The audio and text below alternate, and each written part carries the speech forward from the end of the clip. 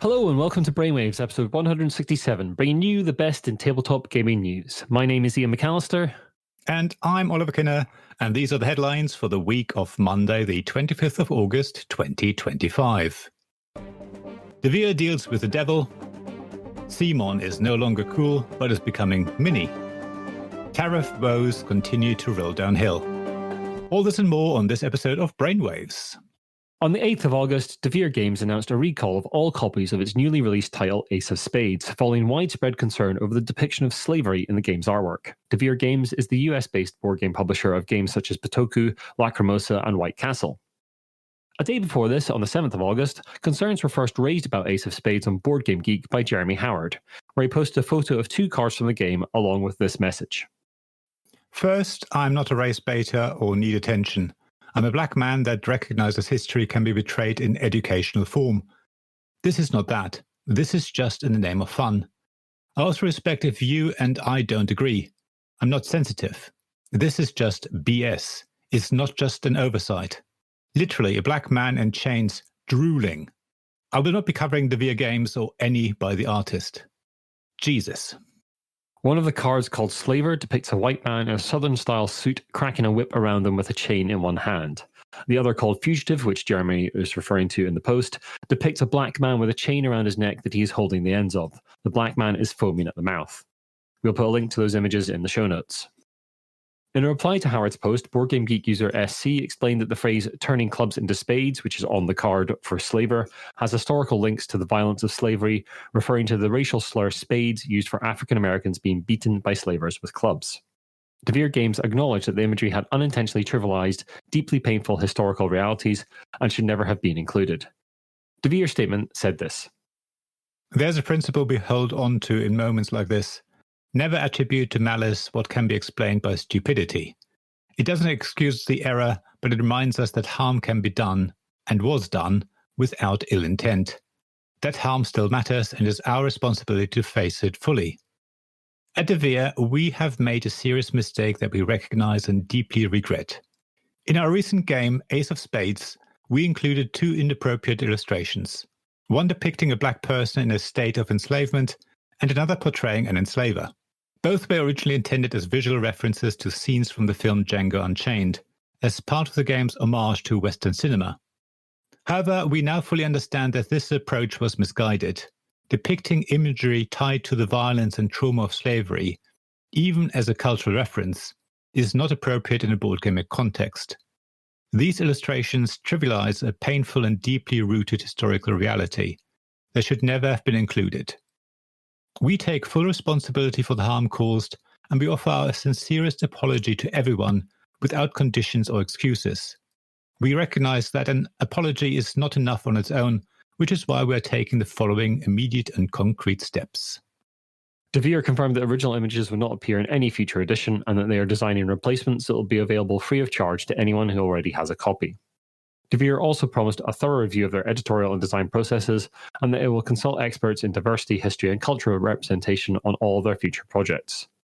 Devir concluded their statement by saying this: Our commitment is clear to listen, to make it right, and to do better.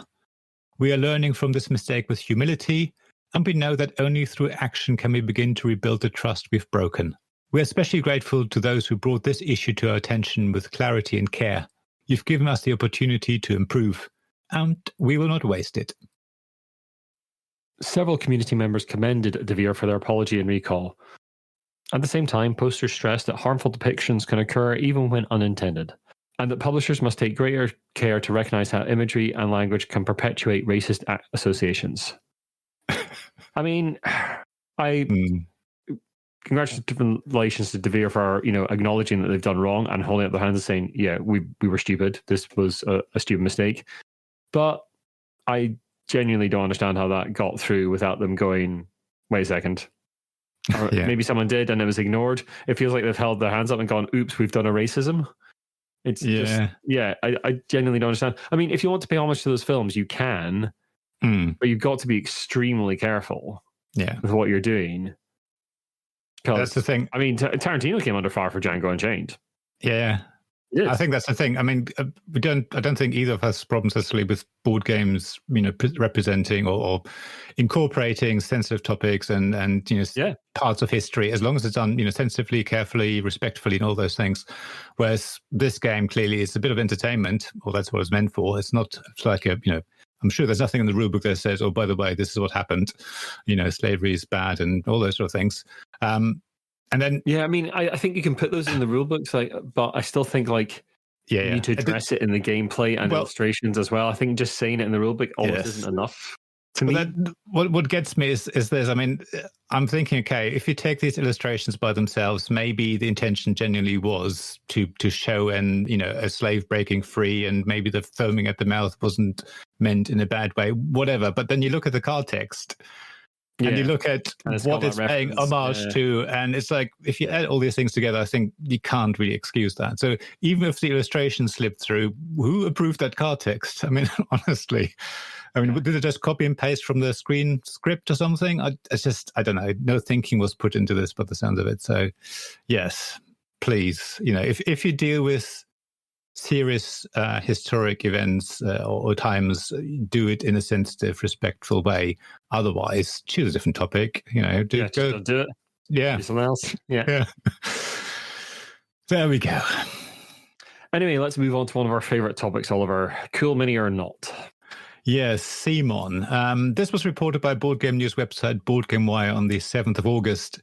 So CMON, the US-based board game publisher whose ever-dwindling stable of games continues to raise eyebrows across the industry, announced the resignations of 2 senior executives amid ongoing financial challenges, which we'll get to as well shortly. Ko Zhang Kai, the company's chief financial officer, will step down as of the 14th of November of this year. CMON stated that Ko has no disagreements with the board and is not aware of any matters requiring shareholder attention, but that his departure will allow him to focus on his personal business interests. Obviously, not CMON being a business interest anymore. Anyway, we'll get to that. The other executive to leave CMON is Ing Sao Mei, the company secretary, who will resign on the 28th of August. She will be succeeded by Wong Chun Wing Samuel, who will assume the roles of company secretary, authorized representative, and process agent. These changes follow previous executive departures, including the chief operating officer in September of last year. These resignations form part of broader efforts by CMON to stabilize its operations and governance structures after the company has faced ongoing financial difficulties in recent years, including delayed annual reports and trading suspensions on the Hong Kong Stock Exchange. The hits don't stop there, of course, for CMON. Again, reported by Board Game Wire, CMON has issued a profit warning to the tune of $6 to $8 million for the first half of the year, which is about 3 times the size of the profits from the last 10 years combined.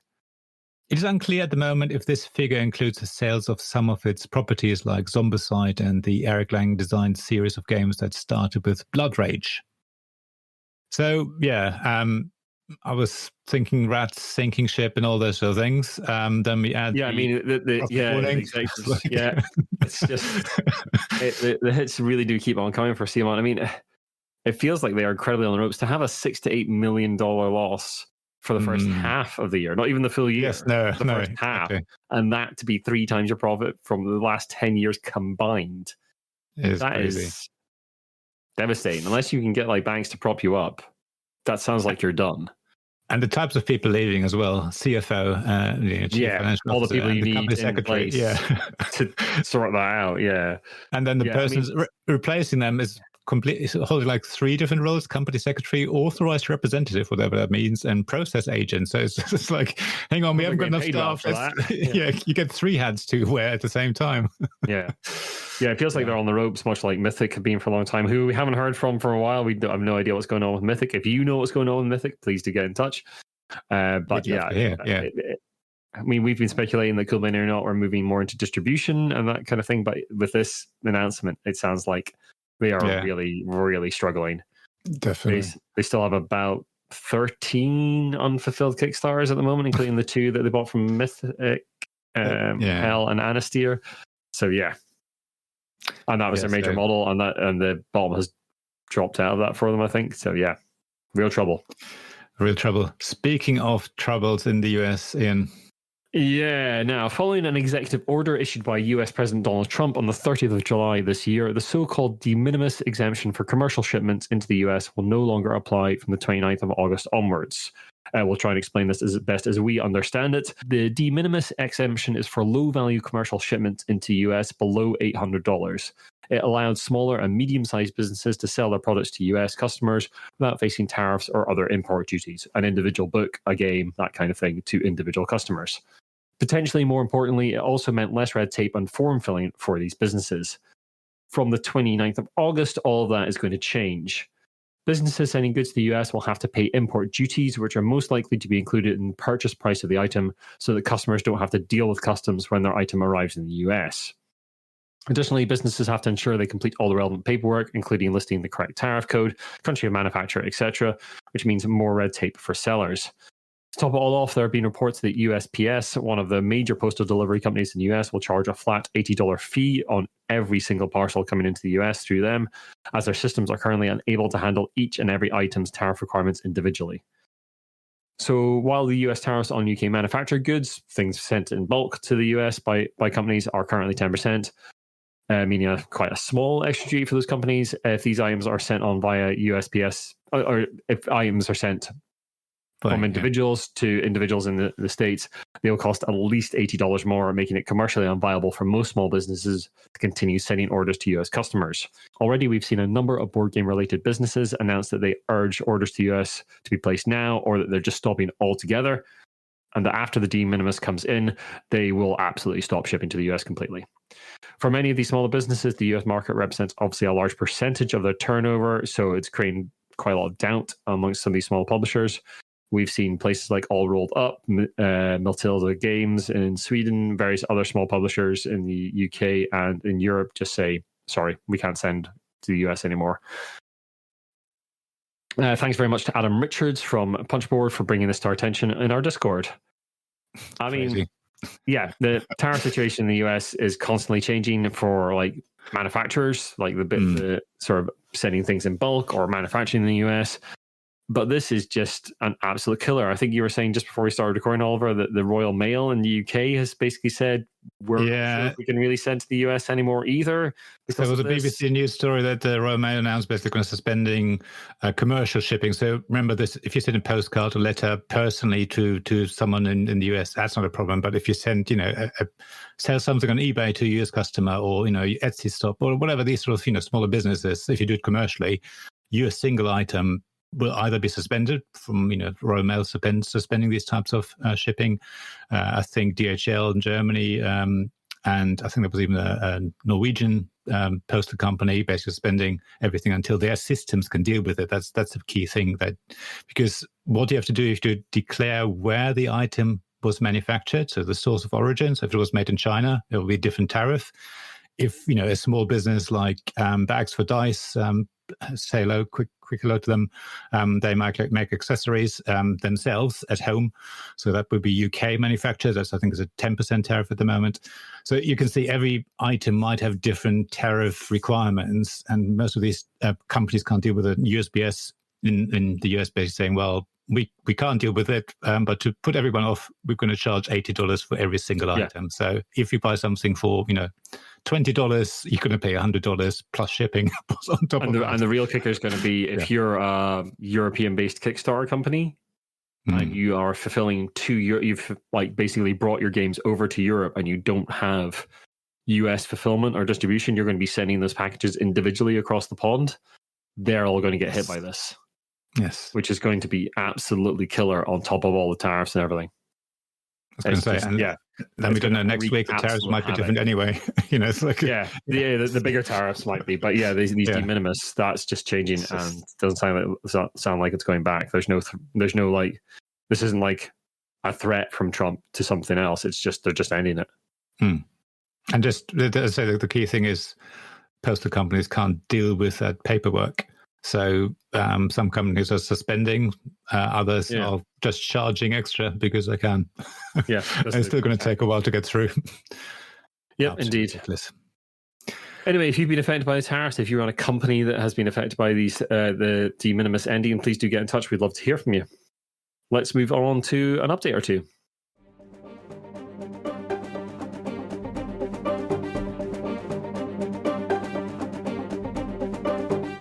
As we reported in our last episode, Czech Games Edition, or CGE, recently announced the release of their new version of their Harry Potter-themed Codenames. That announcement was made on the 22nd of July and led to a huge backlash from many in the board game community due to the game financing Harry Potter author J.K. Rowling's active lobbying against trans rights in the UK. J.K. Rowling has actively supported anti-trans legislation in the UK, and she has publicly stated that she's going to use her financial support for many of the groups looking to curtail trans rights. At the time, a number of board game reviewers, including Efka Bloodcast, co-creator of No Pun Included, and Tom Brewster, editor-in-chief of Shut Up and Sit Down, publicly expressed their disapproval of CGE's new release of the game.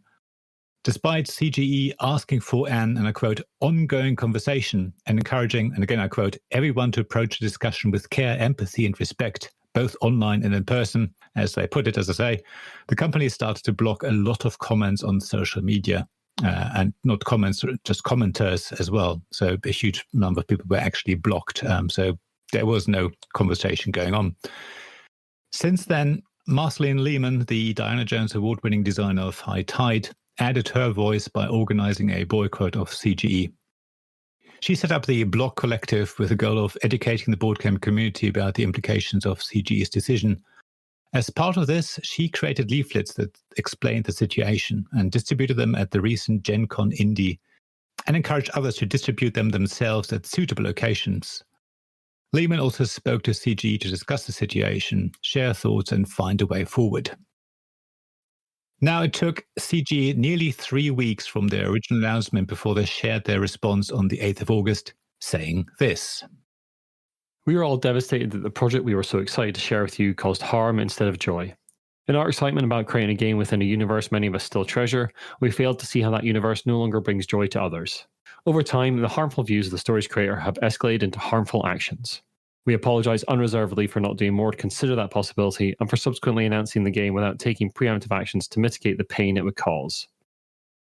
Many of you expressed your understandable anger, pain, and disappointment through a variety of platforms. Frankly, we were not prepared for the volume of the response. As a result, multiple accounts and comments were blocked or muted that should not have been. We would never want anyone to experience the pain this situation has caused to then feel like they were being silenced. So for that too, we want to sincerely apologise. Like the world we live in, CG is made up of individuals with various backgrounds, gender identities, sexual orientations, and belief systems. None of us would ever want to take actions that would hurt or restrict the rights of another human being. We commit to remaining supportive of an inclusive and welcoming community of gamers. We believe in the rights of all people to have their own identity, and we reject hate and bigotry in all their forms. Trans rights are human rights. The statement goes on to say that CGE will donate 100% of the profit from Codenames Back to Hogwarts, which is the name of the Harry Potter-themed game, to appropriate charitable organizations and ensure that an amount equal to or greater than the fee paid for the Harry Potter license will go to organizations that provide support for the trans community. CG is asking the community to make suggestions on which organizations should receive the money. CG closes the statement by apologizing for the time it took for them to respond, which they explained by saying this. We opened discussions with members of the affected communities and we came together as a whole company to find a way forward that was a genuine reflection of our values and desire to do the right thing. We are sorry for the time it took us to communicate our path forward, but we hope you see that we did so with the care and consideration that you all deserve. The Block Collective responded to CGA's statement by saying this in a Blusky post. Last night, the organisers of the trans boycott of CGE read with delight CGE's third public announcement related to the publishing of content that actively harms trans rights globally. Their long-awaited apology is very welcome, as is our alignment with trans rights as human rights. In this moment where our legal rights are under attack more than ever, such a statement is fundamental. We also recognise and appreciate their commitment to donate 100% of the profits of this game and look forward to working with them to help repair their relationship with their trans fans and to build new relationships with the trans movement in Czechia. We completely understand that many trans people are still hurt and don't yet feel safe in this environment. The way that CGE initially responded to the problem, blocking hundreds of trans people, created an enormous amount of pain and mistrust. It will take time to build those relationships back again. We do not see this as a perfect situation. We should have hoped that by now all of our favourite publishers would have known not to publish something that puts money in the pockets of someone who is trying to destroy our right to a peaceful and equal existence. But now that we are in this situation, and now that CG is listening, let us turn to the job of making our own magical world, a board game hobby space that cherishes and protects all the people in it, including the trans ones. CGE have now unblocked everyone on their social media platforms, but no further statements have been made. Well, okay, how do we tackle this? First of all, obviously, great that they have finally accepted that they were wrong. I still would like to see a bit more transparency on this. What sort of amounts we're talking about. 100% of profits, great, but that means, are they still selling all the copies? Is that too late to pull back? I mean, they definitely are. I'd like to draw people's attention to one bit of this quote. We apologise unreservedly for not doing more to consider that possibility and for subsequently announcing the game without taking preemptive actions to mitigate the pain it would cause. So they're not apologising. Oh, gosh, yes. They're not like saying we shouldn't have published this. They're saying we should have softened the blow of us publishing this. Yeah. There's nothing like the Devir statement where they're like, we're pulling all copies. Oops, we did a racism. We're pulling all copies. There's nothing of that. There's still like, I didn't notice that actually. Yeah. Yeah. Because when I was reading it, I was like, hang on a second. You're basically saying we knew we were doing it wrong. We knew we were doing it wrong, but we should have like put an ice cream on it and I don't know what. Yeah. So the 10% of every copy sold goes to trans rights, whatever. Yeah. I mean, it would be interesting to know what the deal is. I mean, often I think you'd be surprised how cheap these deals can be. Like I know I've heard in the past of like big franchises like Harry Potter, Star Wars. If you're making a film or a book, that's a whole different ballgame. That's an expensive thing to get, right? But if you are making a board game or a card game that effectively the licensors don't care about as much, it can actually be quite cheap. But it would still be interesting to know the amount of money because they're promising to give an amount of money that is Y. And we need to know what X was. Yeah. And we don't know. I still want to know whether there was a one-off fee just to get the license, plus then a cut in the profits, whether they get like a percentage of each copy sold or how it works. Don't know. Yeah, I don't know, but my guess would be for this kind of thing that it's going to be a one-off. For like TV series, things like that, it's much more like how often is it shown, that kind of thing tends to be, as my understanding is. But I think with smaller, let's face it, the board game industry is quite small in comparison. But we shouldn't have to guess. I think that's my point. No, they should just say it. We should just say, look, we paid, in the region of this for the license, and we made a deal of paying X per copy or whatever it may be. And then, because to me, if they're saying that they're donating the profits plus the license that they paid, you want to know what that money actually looks like, right? Yeah. Not just a sort of nebulous figure. Yeah. And then, even though I understand that they do want to, get feedback of what organizations to support, I felt at this point I should have said, look, we've talked to all the various groups and they suggested that we donate the money to these organizations. Even that feels a bit like, okay, when are we going to find out? At what point are they going to make a decision? Feels like you're shifting the responsibility to someone else, right? Yeah, agreed. Let's wait for the next announcement. That's why I put in the statements, there's no further statements. I'm expecting CG to say, oh yeah, we've now selected these companies or these organizations, and this is what's going to happen. Let's keep an eye out for that. It'll be hopefully another update coming up. Anyway, so what are you going to say? No, I was just going to draw people's attention to another update that's not from us, actually. Rascal have done an investigation into the Zatu worker allegations that we covered on the last cast. So yeah, you can go and read that. It is behind their paywall, but we just wanted to draw attention to it. We'll put a direct link to it in the show notes, but you do need to be a subscriber. Okay, and now we're going to move on to some news.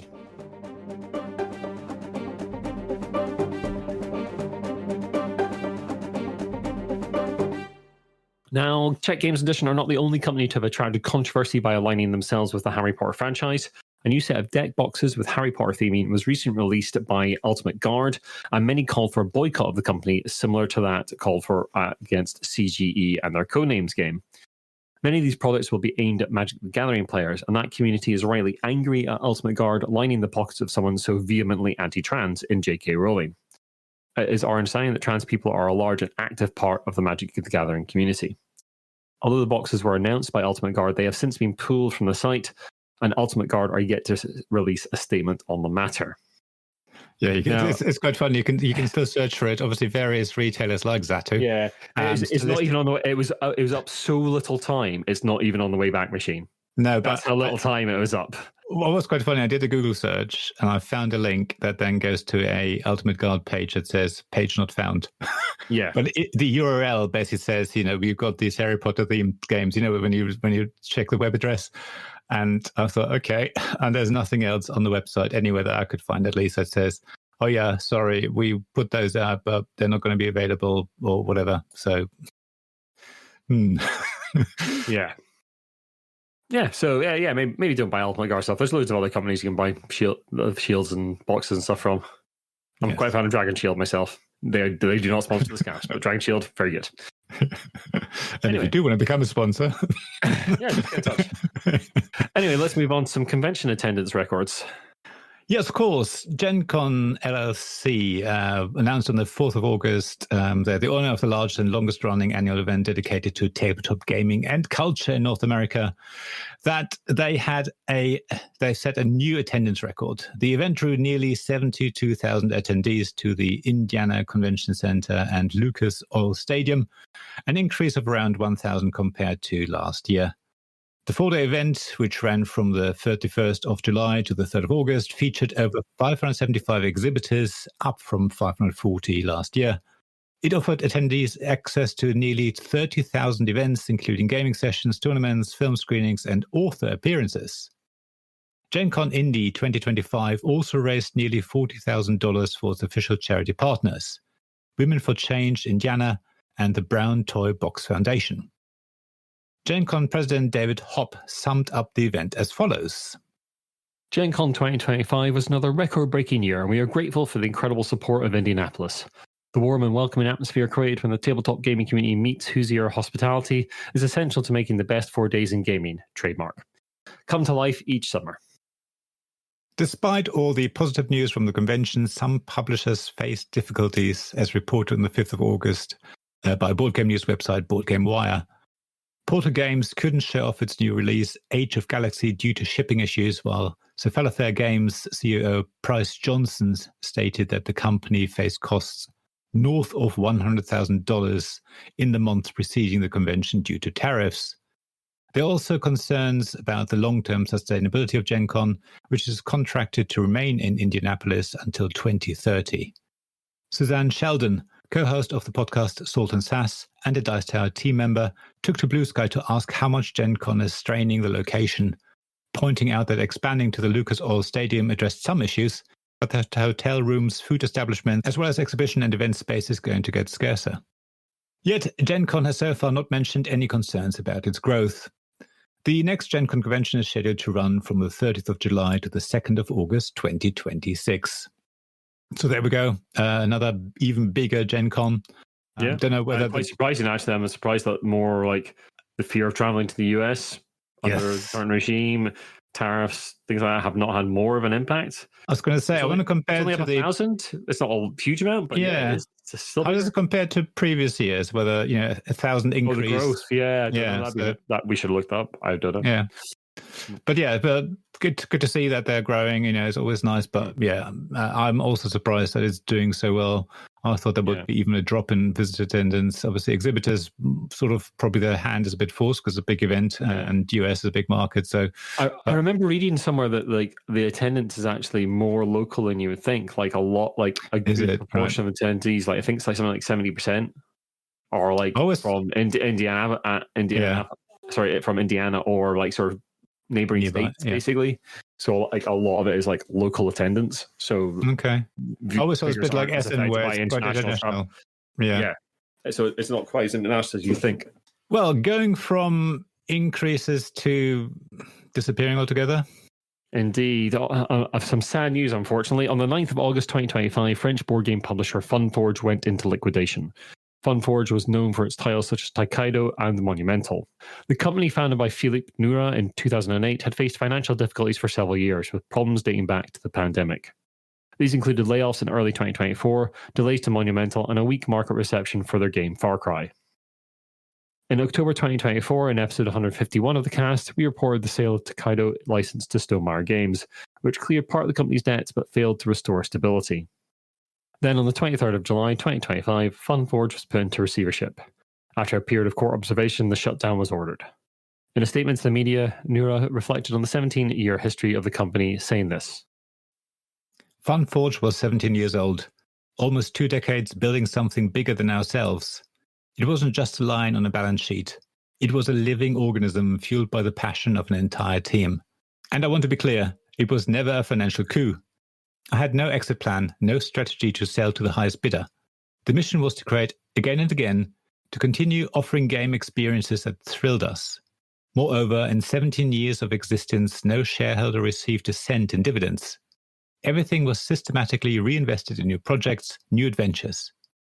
We were there to create games, not for the jackpot. Just to clarify, that quote was translated from French into English using Google Translate.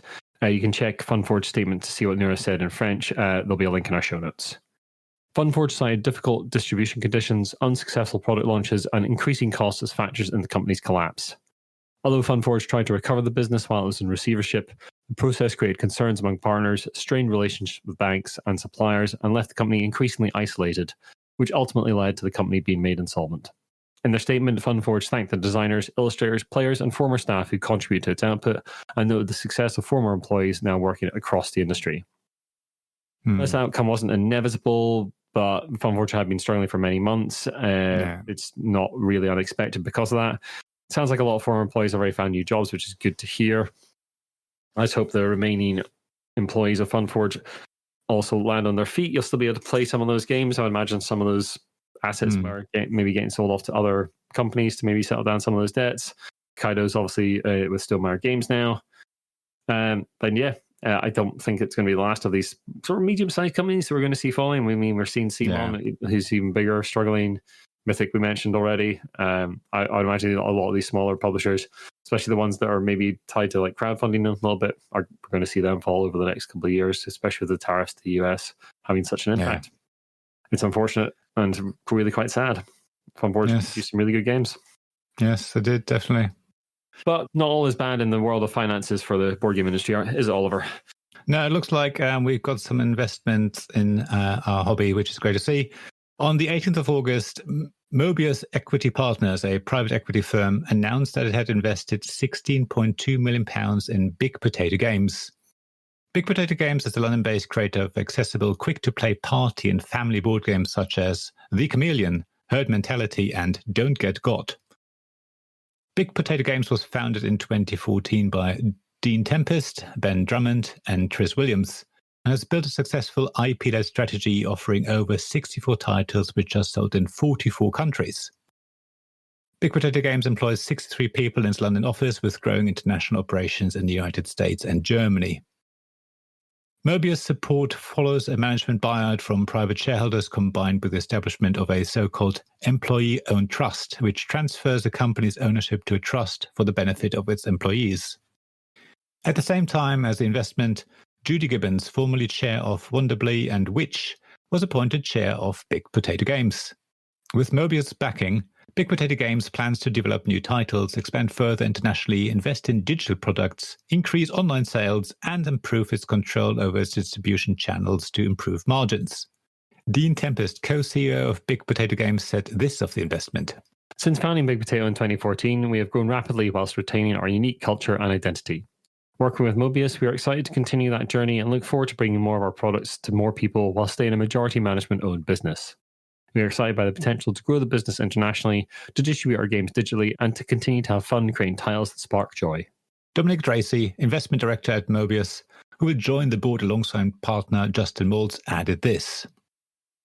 Big Potato is a purpose-led business with a clear mission to help people build connection. We've been impressed with the team's dedication to that mission. We are similarly impressed with our commitment to innovation. We see the combination of purpose and innovation as a winning formula for gaining market share in a market growing by about 6% annually.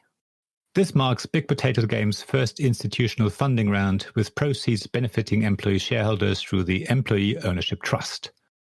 Now, private equity company investing in Big Potatoes sounds interesting. It does sound interesting, but let's face it, the history of private equity investment is awful. Yes. Like, absolutely awful. Private equity is one of the gigantic problems with our world. Many of the problems we see in UK infrastructure, in water, in trains, and things like that is all down to private equity investment. and our decision to go private on those things, which was shockingly stupid. But yeah, private equity investment is the problem with a lot of those things. And yeah, I mean, it'll be interesting. Certainly, like the Big Potato are an absolute powerhouse. You'll see their games everywhere in supermarkets, in bookshops. They are not sort of maybe traditionally what we'd call hobby games as such, but they have a huge impact, and lots of people have played them. I put some. They're great. They're really good. But it'd be interesting to see what they do with that money. Certainly, they've done all sorts of strange things over the years. Big Potato. They've had like game vending machines in places and all sorts. So they're a company willing to really innovate and change things up and really try and get people into board and card gaming. So yeah, it'll be interesting to see what happens. But I sound a note of caution, because private equity investment generally means we gut you at some point down the line for all the money. Definitely. I mean, I always found that Big Potato have this sort of weird position between mass market and sort of this traditional modern hobby board games. So it's neither sort of the cheap, card games that you can buy, but sometimes, but they're sort of a bit different. They're not just this traditional, chess set that you can buy in Tesco or whatever. They're a bit different, and yet they're not the sort of games that you would necessarily connect with the sort of modern hobby games. But it's really interesting. Right. But what I find even more interesting, I didn't know that their employee ownership trust is sitting between what sort of benefits the employees or shareholders. And so I'm thinking, well, hang on. So if a private equity company is trying to make more profit, which is what they do, does that then actually benefit employees more directly this way? I don't know. I'd never even thought about that being a thing, but we'll find out. We'll have to see. Now, moving on to jobs, opportunities, and events.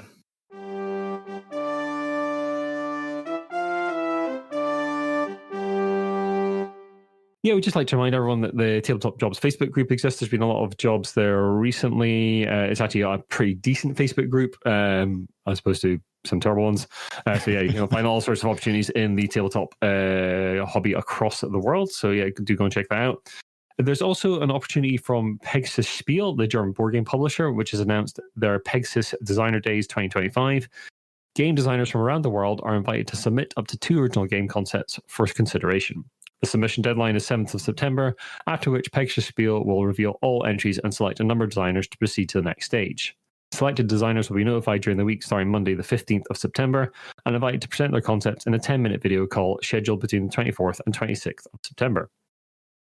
Within 2 weeks of each presentation, Pegasus Spiel will provide feedback, and if a design demonstrates strong potential, the designer may be invited to submit a playable prototype for further evaluation, which could lead to an offer of publication. Pegasus Spiel encourages all interested designers to consult the company's tips for game designers and to familiarize themselves with both the company and the format of previous Pegasus Designer Days via the official blog. We'll put a link to all that in the show notes. And there's some opportunities in London as well. I was going to say, sticking with designers, Playfest London is an all-day board game playtesting event in South London, organised by Scott Lowe James, owner of Minerva Games and designer of Swatch. We reported on this in the last episode as well, but its deadline is, it's happening on the 28th of September, so we thought we'd repeat it. It's their 4th annual Playfest London event, which started in 2022 and is clearly growing every year, which is great to see. This year's special guest is Matteo Menapace, co-designer of 2024's Kennerspieljahres winner Daybreak and lecturer in game design. They'll be in attendance to talk about his experiences, answer questions, and to playtest one of his prototypes. The venue is the Bedford in Balham, which is London. As I said, the date was 28th of September, or was coming up 28th of September from 11 a.m. to 7 p.m. If you are there to playtest, entry is free. It's all-day gaming, free for playtesters. But if you're a designer and you want to book a 2-hour playtesting slot, that's £10. Please apply quickly. I've noticed the figures are going up. Scott was posting, I think it was 50% full for playtesters or 60% full to designers or something. So yeah, spaces are going fast, so off you go. And follow the link in the show notes. And we'd just like to remind you that Jamie and I will be at Tabletop Scotland from the 5th to the 7th of September. We'll be there all 3 days. We are running the pub quiz on the 6th of September on Saturday night. Unfortunately, that is now sold out. So you will have to beg, borrow, steal, or sneak your way in some way or form. We'll be counting though, so we can only fit 70 people really in the room that we're holding it in. So yeah, don't try and sneak in too much, but maybe you can. Maybe you can bribe us. Who knows? Okay. But yeah, we'll be doing the pub quiz. We'll be there playing games, doing some interviews on the shop floor, and generally having a good time. We hope to see some of you there. We'll be in our Reds shirts as always, so do come and say hello if you see us and chat to us about what you're playing. It'd be good to see you there. Tabletop Scotland, 5th to 7th of September. It's going to be awesome. See you there. It will be awesome. Definitely go. And if we'll see you there one year, Oliver. Yeah, next year. Well, it's sold out now, so I can't make it. That's just a pub quiz, not the convention itself. Yeah, no, sorry. Yeah, that is true. But obviously, if you can't get to the pub quiz, why even bother? Yeah, exactly. That's the main event. Absolutely. Now, speaking of the main event, let me shout out to our Patreon supporters: Kevin Bertram of Full Circle Games, James Naylor of Naylor Games, and Shaun Newman of the Gamelord team. As always, if you want to support us, please go to our Patreon, patreon.com/thegiantbrain. Otherwise, check out the support us page on the giantbrain.co.uk website. There's lots of ways of supporting us. Find out there. It helps keep the lights on, as we always say.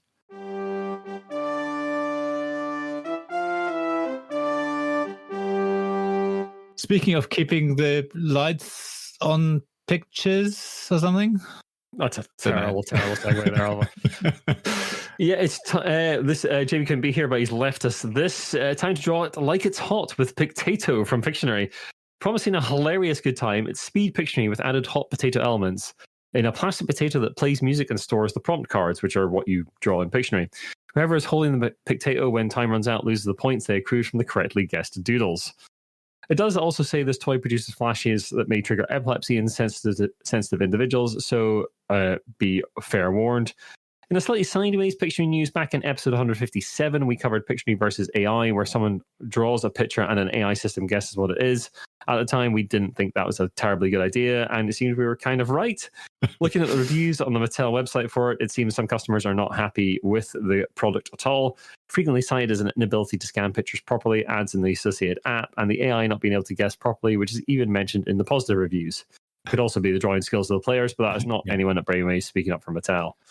Yeah. I mean, personally, the Pictionary Potato, is not just like you cutting potatoes into shapes and then potato printing pictures. No. Is a reason to riot. Yeah.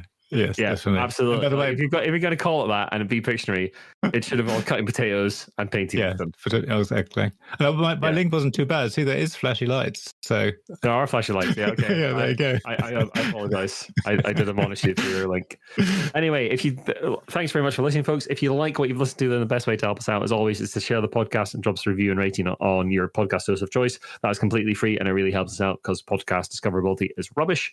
You can also follow Oliver at tabletopgamesblog.com. You can come and join us in our Discord. There'll be an invite in the show notes, and you're most welcome along. We talk about the news and loads of just subjects about board games and RPGs and computer games as well, all sorts of gaming paraphernalia. But you can follow all of us on Blusky. I'm thegiantbrain.co.uk, Oliver's Tabletop Games blog, and Jamie is Jam Sandwich. Our Instagram account technically still exists. You can message us there. I do check it every now and again, but basically we don't use it anymore. Our Facebook page is active. That's just The Giant Brain. Our main website, which is the best way to find out what we're doing everywhere, which includes all our social links, is giantbrain.co.uk. And our email is giantbrainuk@gmail.com. You can contact us about anything we've covered in the cast. If you'd like to comment on it, we'll read that out on the next issue of the cast. And if you'd like to contact us anonymously about any stories or you'd like us to cover or have covered, then your anonymity is guaranteed. We'll see you in probably about 3 weeks' time, because the next 2-week schedule would bring us to Tabletop Scotland. Yes. And Jamie and I will not be around, so Oliver would have to do it on his own, and that's it'd be boring. Yeah, very boring. So yeah, we'll probably see you in about 3 weeks' time, folks. Thanks very much. See you then. Bye-bye. Bye.